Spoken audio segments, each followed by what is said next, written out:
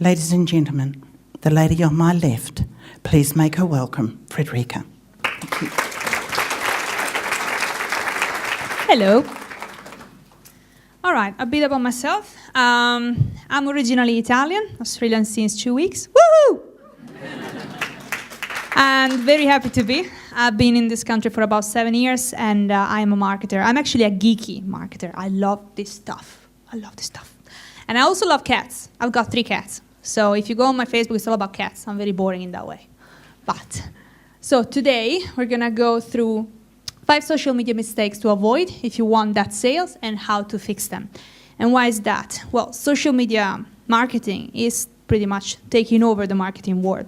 And even for those who don't quite like to post on Facebook for Business, it's pretty much imposing on them. So I would like to go through these mistakes and fixes, if you want, so that maybe at the end of this presentation, you will find social media a bit more fun and a bit less scary.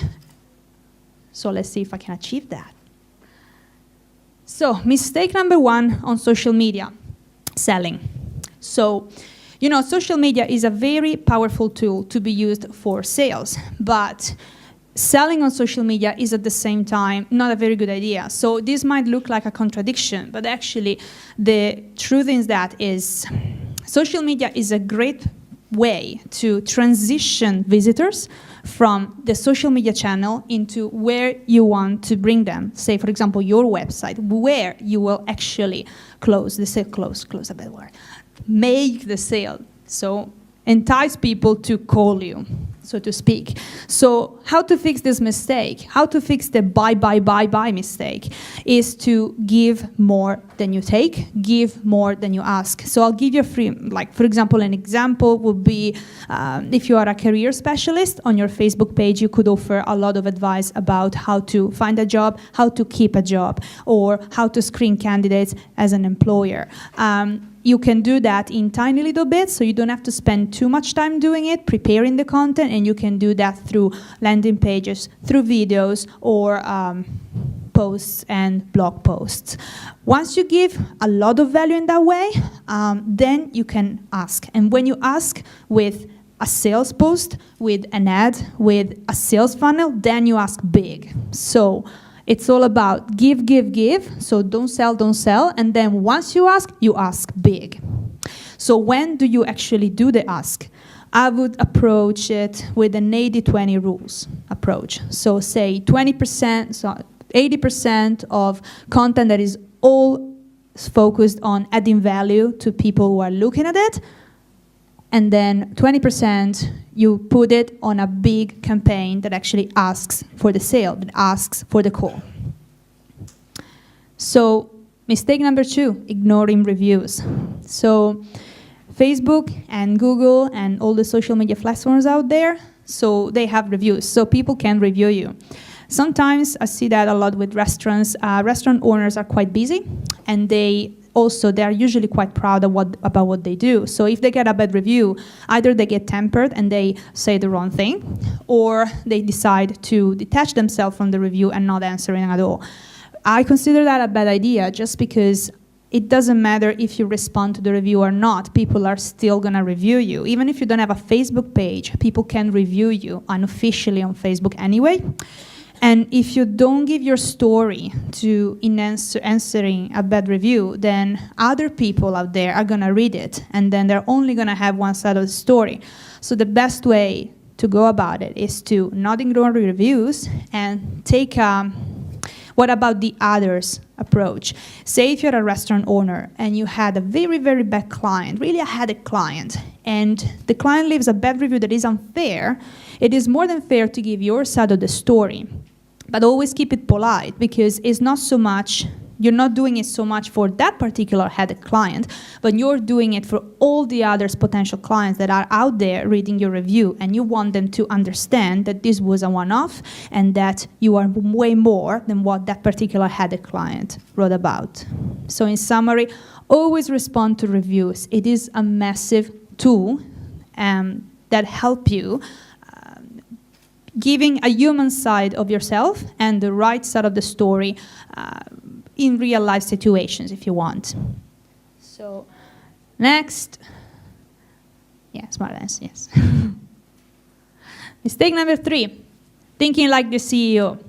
When you post on social media, when you do ads on social media, when you implement a social media marketing strategy, the one very common mistake, even among marketers, especially those who don't work for themselves but are employed in a company, is to think like their CEO, to try to please their manager at all cost. Well, then don't be surprised if things on social media don't work, because the CEO of your company has definitely different ideas than a lot of people who are out there on social media.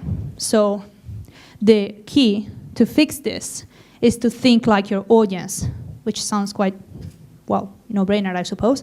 So if in anything you do, any campaign that you make, that you post on social media, any ad that you create, if you think to your customer avatar, to your ideal customer, and identify yourself with your audience and what they think and what they want, and you write accordingly, then you're not thinking like what your boss wants, you think like this, the audience wants, and then posts are gonna work.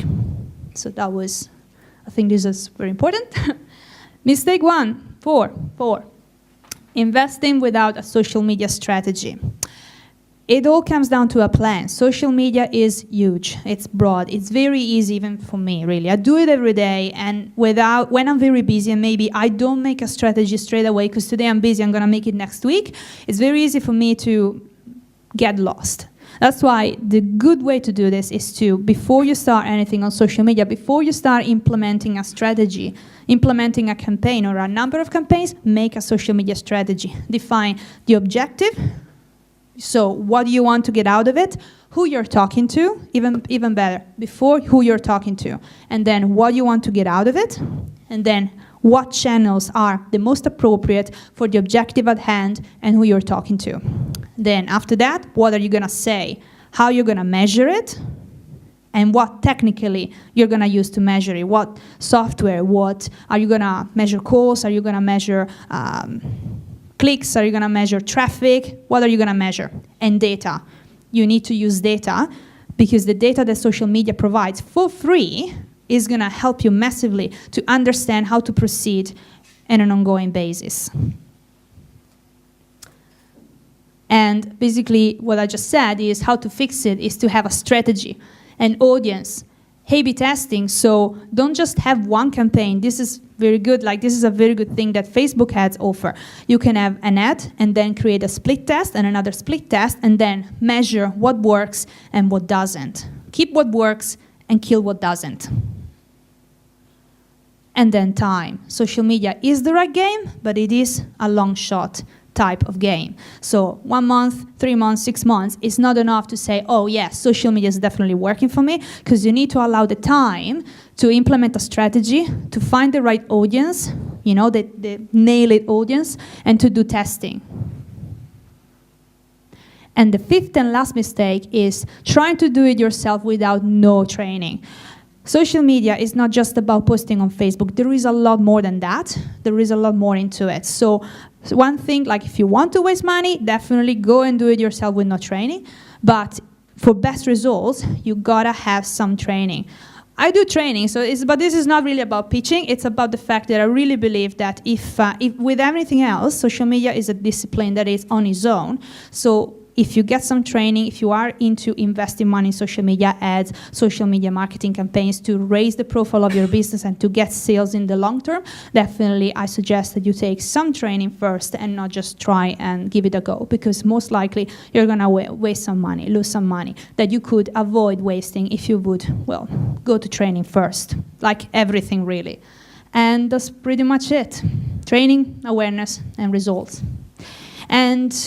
But pretty much it, because I wanted to talk more, but I'm sure my 5 minutes are up, so yes? 8 minutes.